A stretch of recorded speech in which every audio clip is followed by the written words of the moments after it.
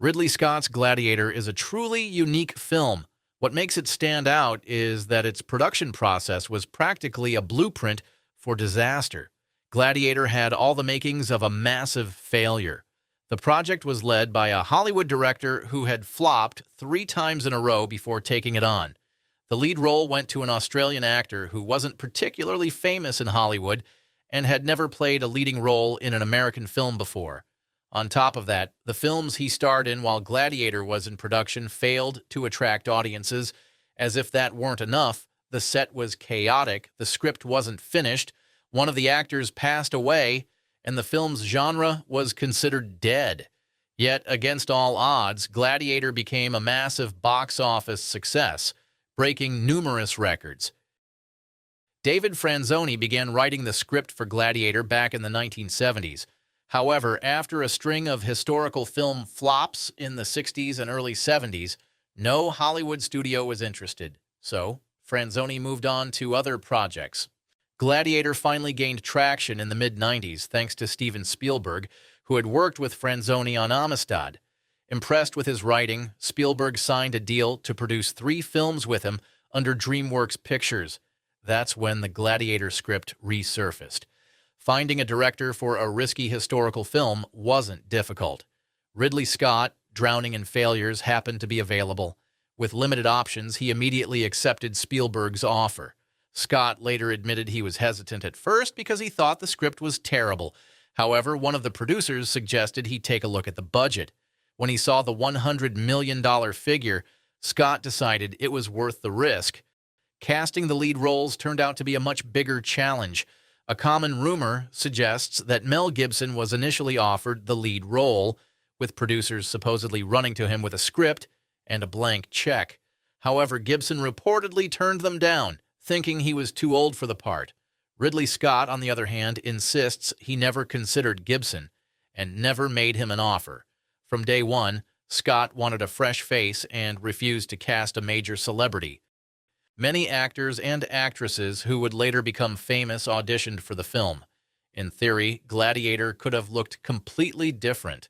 Jennifer Lopez once shared that during her audition, she could tell Ridley Scott wasn't impressed with her, so she decided not to push further. Russell Crowe, who received the Gladiator script while filming The Insider, initially dismissed it as nonsense and planned to turn it down. However, Michael Mann, The Insider's director, advised him to wait and see who would be directing the film.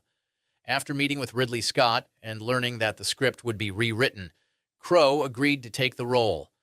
To improve the screenplay, Ridley Scott brought in John Logan, who had previously worked on Any Given Sunday. Logan's job was to elevate the script's quality, which led to it becoming even less historically accurate. Originally, Russell Crowe's character was supposed to be named Narcissus, and he was meant to kill Commodus in his bath after poisoning him. This was actually closer to historical accuracy, since the real Commodus was assassinated by an athlete named Narcissus. However, this idea was scrapped. The name change happened because Scott and Crowe felt that a warrior named Narcissus would sound ridiculous to modern audiences.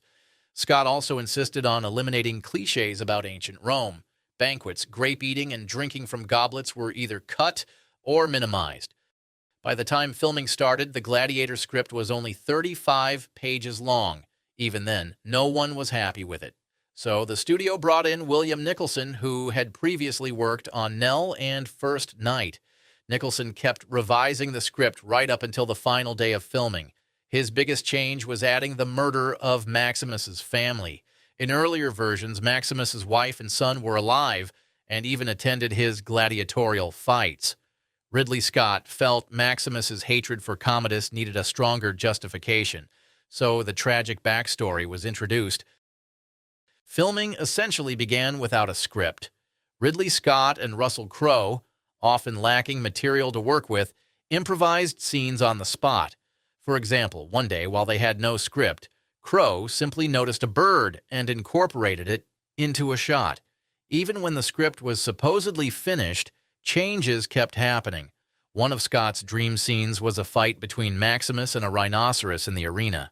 The idea was for Crowe's character to miraculously defeat the raging beast before his final battle. While Scott didn't care that in ancient Rome, animal fights were usually warm-ups for the main event, the scene ultimately had to be scrapped due to production constraints. At first, the filmmakers wanted to use a real rhino. However, they quickly realized that rhinos are nearly impossible to train, making it extremely difficult to film anything worthwhile. One suggestion was to release a wild rhino into the arena and throw Russell Crowe in with it. But Crowe wasn't exactly thrilled with that idea. When Crowe refused to fight a real rhino to the death, the filmmakers turned to visual effects studios. Unfortunately, in 1999, creating a realistic CGI rhino was impossible. The kind of special effects used in Jumanji didn't appeal to Ridley Scott or Russell Crowe either. In the end, rhinos were replaced with real tigers.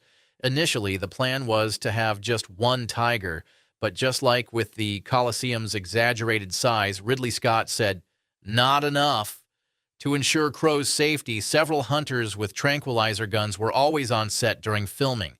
Another idea Scott and Crowe failed to include was a gruesome display of severed heads. Scott believed that warriors wielding sharp swords should be constantly chopping off heads. Fearing how far the filmmakers might take things, the studio assigned someone to oversee the process and control the film's age rating. After much debate, the filmmakers were allowed to show only one severed head. Later, Crowe convinced Scott to push for a second, and the studio relented, assuming they could always remove one in post-production if necessary. But while Scott and Crowe had to compromise with the studio on that issue, they refused to budge when it came to the love story the producers insisted on. The lack of a romance for General Maximus was the biggest concern for the studio. They believed Connie Nielsen and Russell Crowe's characters needed a sex scene. Crowe argued that it would ruin the integrity of both characters, and Scott backed him up, telling the studio he wouldn't film it. It might seem like Crowe and Scott got along well on set, but that wasn't the case. They argued constantly, sometimes delaying production. Crowe refused to follow Scott's directions, and Scott had no interest in Crowe's so-called brilliant ideas. Scott wasn't the only one irritated by Crowe's input. Oliver Reed despised him from day one. While Crowe got along with another Hollywood legend, Richard Harris, and even became friends with him, Reed, who was also Harris's friend, made it his mission to antagonize Crowe. One day, the 60-year-old Reed even tried to beat up Crowe, but Crowe managed to escape the set. Despite the tension, Scott gave his actors a lot of creative freedom, which led to a great deal of improvisation in Gladiator. Over several months of filming, there was only one time Scott was so outraged by an actor's behavior that he went to complain to the producers. That actor was Joaquin Phoenix. One day, Scott noticed that Phoenix was rapidly gaining weight. He went to the producers and asked them to do something about it. Phoenix was offended, claiming it was part of his character work. He believed that since he was playing a Roman emperor, he should look soft and rosy, like a spoiled child. The studio actually liked the idea, but decided not to highlight it in the film. However, Phoenix's fluctuating weight is noticeable throughout the movie. Phoenix had more to deal with than just Scott and the producers. As the youngest member of the main cast, he was constantly nervous, especially since Gladiator was his biggest project at the time. He often turned to Crowe for advice. One day, he even asked Crowe to punch him in the face as hard as possible because he couldn't summon the right emotions for a scene. Crowe refused, but sought help from Richard Harris. Harris had a different solution. He and Crowe took Phoenix to a bar where they spent a few hours mocking his acting skills and calling him every name they could think of. Apparently, it worked. Another major blow to production was the sudden death of Oliver Reed. Reed was a notorious drinker, and he didn't change his habits while working on Gladiator. One night after filming, he went to a bar, entered a drinking contest with some sailors, and downed 3 bottles of rum and several beers before collapsing from a heart attack. Rumor has it that between the rum and beer, Reed also managed to drink a few shots of whiskey and win an arm wrestling competition. Reed's death forced changes to the script. The studio considered reshooting all his scenes with a different actor.